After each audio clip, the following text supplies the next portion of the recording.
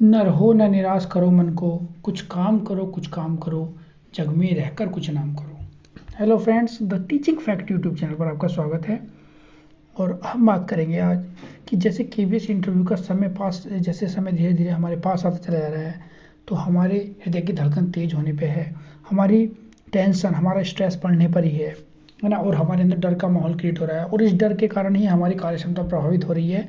तो इस डर का सामना करने के लिए हमको निर्भय होना पड़ेगा। स्वामी विवेकानंद ने एक बार पहले ही कहा है कि आप एक बार निर्भय होकर तो देखिए, ऐसा सोच के देखिए कि ये डर मेरे लिए कुछ नहीं है, फिर आप देखिए कि आपको कितना आनंद प्राप्त होता है।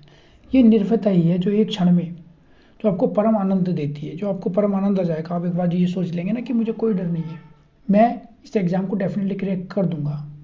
तो जब मैं इस एग्ज़ाम को डेफिनेटली क्रैक कर ही दूंगा, तो फिर मुझे किस बात का डर है? फिर मुझे जो आनंद आएगा, जो आंतरिक आनंद आएगा, उसकी अनुभूति अलग ही होगी। चलिए मैं संघर्ष की एक कहानी सुनाता हूँ, उससे आपको बहुत मोटिवेशन मिलेगा। तो चलिए फ्रेंड्स, ध्यान से सुनिए, है ना। आज इससे आपको बहुत मोटिवेशन मिलेगा और आप अपने इंटरव्यू की फिर से तैयारी करने के लिए शुरू हो जाएंगे। ठीक है, तो ये हम तथ्य सर की बात कर रहे हैं। पहला पहला पॉइंट शुरू होता है, हो गया पूर्ण अज्ञातवास, पांडव लौटे बंसी साहस। पावक में कनक सदस्य तप कर, वीरत्व के लिए कुछ और प्रखर, वीरत्व लिए कुछ और हो गया पूर्ण अज्ञातवास, पांडव लौटे बंसी साहस। पावक में कनक सदस्य तप कर, वीरत्व के लिए कुछ और प्रखर, नस नस में तेज प्रवाह लिए, कुछ और नया उत्साह लिए। सच है विपत्ति जब आती है, कायर को ही दहलाती है, सुरमा नहीं विचलित होते हैं, क्षणिक नहीं धीरज खोते हैं, विघ्नों को गले लगाते हैं, कांटों में राह बनाते हैं। तो देखिए, जो पांडवों को कितना बड़ा अज्ञातवास मिला था, उसको काटने वाले बेचारे खुश खुश हैं, है ना। तो उसके बारे में कहा है, सच है विपत्ति जब आती है, कायर को ही दहलाती है, सुरमा नहीं विचलित होते हैं, क्षणिक नहीं धीरज खोते हैं, विघ्नों को गले लगाते हैं, कांटों में राह बनाते हैं। मुख से न कभी उफ कहते हैं, संकट का चरण न कहते हैं, जो आपड़ता सब सहते हैं, उद्योग निरत नित रहते हैं, सूलों का मूल नसाने को, बढ़कर विपत्ति पर जाने को। है कौन विघ्न ऐसा जग में, टिक सके आदमी के मग में। है कौन विघ्न ऐसा जग में, टिक सके आदमी के मग में। कम ठोक ठेलता है जब नर, पर्वत के जाते पांव उखड़, मानव जब जोर लगाता है, पत्थर पानी बन जाता है। दोस्तों, मैं आपको बताना चाहूँगा कि ये वाली जो कविता है, पता किसने लिखी है आपको? ये कविता नहीं है, ये एक बहुत बड़ा महाकाव्य था, जो श्री रामधारी सिंह दिनकर जी का आपने नाम सुना होगा। श्री रामधारी सिंह दिनकर जी ने लिखा था। और जब हम छोटी क्लास में थे ना, 4th क्लास में, हमारे यूपी के स्टेट बोर्ड में ये था, ये कविता थी। इससे सुनकर मैं बहुत मोटिवेट होता था। तो चलिए फ्रेंड्स, तो है कौन विघ्न ऐसा जग में, टिक सके आदमी के मग में। खम ठोक ठेलता है जब नर, पर्वत के जाते पांव उखड़, मानव जब जोर लगाता है, पत्थर पानी बन जाता है। गुण बड़े एक से एक प्रखर हैं छिपे मानवों के भीतर, मेहंदी में जैसे लाली हो, वर्तिका बीच उजियाली हो, बाती जो नहीं जलाता है, रोशनी नहीं बह पाता है।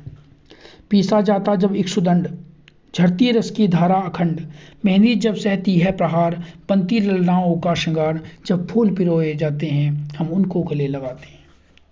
फ्रेंड्स, ये जब इन्होंने बोला है ना कि ये पीसा जाता जब इक्षुदंड, इक्षु का मतलब होता है गन्ना, दंड का मतलब, इक्षुदंड मतलब गन्ने को कहा है, जब वो कोल्हू में पिला जाता है तो झरती रस की धारा अखंड, तो रस की जो धारा निकलती है, तो इसी तरह से ना। और जैसे मेहंदी होती है, उस पर जब प्रहार पड़ता है तो वो पिस जाती है, और जब पिस के वो रंग देती है अपना, अगर वो पिसेगी नहीं तो रंग नहीं देगी, है ना।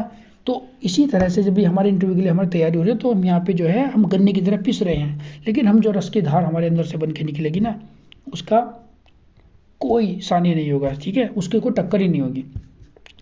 वसुधा का नेता कौन हुआ, भूखंड विजेता कौन हुआ, अतुलित यशक्रेता कौन हुआ, नवधर्म प्रणेता कौन हुआ, जिसने न कभी आराम किया, विघ्नों में रहकर काम किया, जब विघ्न सामने आते हैं, सोते से हमें जगाते हैं।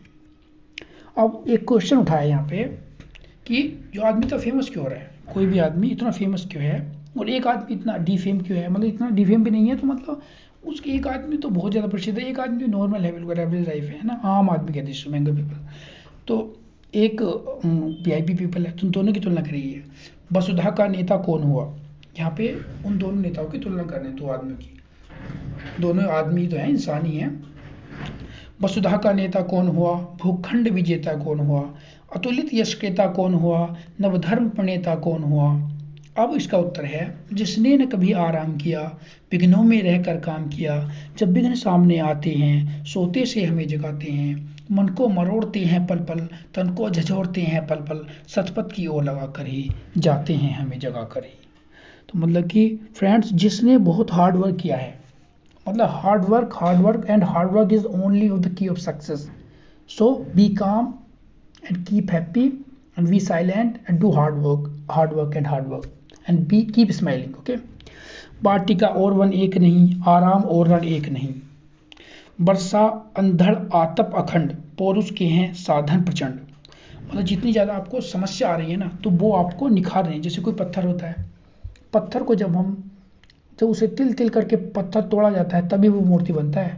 अगर वो बीच में पत्थर टूट गया फिर वो मार्बल बनता है। देखो, अगर आप देखिए कि एक मूर्ति होती है, पत्थर, दो पत्थर है ना, एक से मूर्ति बननी है, एक से मार्बल बनना है, मार्बल की मतलब टाइल्स बननी है। तो अगर वो पत्थर नहीं टूटा तो उससे मूर्ति बनी जाएगी, मूर्ति तभी तो तब वो पूजा जाएगा। अगर वो टूट गया, खंडित हो गया, उससे टाइल बन जाएंगी। ठीक है, छोटी टाइल बड़ी टाइल, अगर छोटा टूट गया तो छोटी टाइल, बड़ा टूट गया तो बड़ा टाइल। तो इसका मतलब कि जो आदमी नहीं टूटता, दैट मीन्स अगर KVS के इंटरव्यू से पहले अगर हम टूट गए तो फिर हमारी टाइल मतलब कि हम दुर्गति हो जाएगी, पैरों में खुद जाएंगे। अगर हम नहीं टूटे तो फिर हम हमारी पूजा होगी, मूर्ति पूजा होगी। जैसे कि मूर्ति का सम्मान होता है उसी तरह से। वाटिका और वन एक नहीं, आराम और रण एक नहीं, वर्षा अंधड़ आतप अखंड, पौरुष के हैं साधन प्रचंड, वन में प्रसून तो खिलते हैं, बागों में साल न मिलते हैं, कंकड़ियाँ जिसकी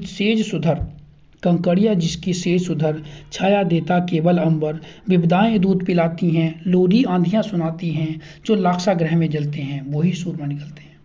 देखो, पांडव एक बार लाक्षा ग्रह में चले थे, आपको ध्यान होगा, तो वहां से बच के ही वो निकले थे। उसके बाद उन्होंने दान्य को मारा था जाके, और उन्होंने दान्य को मारा था और भीख मांगी थी उन्होंने। बेचारों ने जीवन यापन बहुत कठिनता से किया था, और उसके बाद जो द्रौपदी स्वयंवर में सीधे पहुंच गए थे, द्रौपदी का स्वयंवर करके जब वापस आए थे। ठीक है, तो लाक्षागृह से जाने के बाद ही भीम ने अपने कहानी सुनी होगी कि भीम ने कैसे कुंती के 5 पुत्रों में भीम सबसे तगड़े थे, और उन्होंने एक दाने का वध किया था, जो उस गाँव में से एक एक आदमी रोज उनके खाने के लिए जाता था। ठीक है, आपको याद आ गया होगा।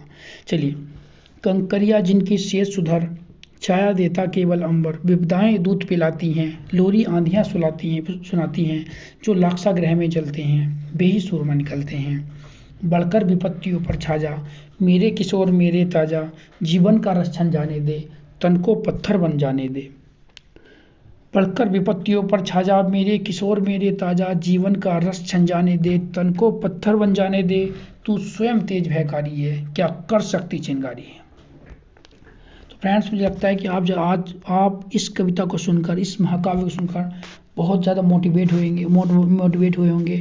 तो आपको मुझे बताना है कि ये किस कवि द्वारा लिखी गई रचना में से और कौन सी रचना में से ये लिया गया है। आपको बताना है रचना का नाम, रचना का नाम बताना है आपको फ्रेंड्स। ओके, तो चलिए फ्रेंड्स, मिलते हैं।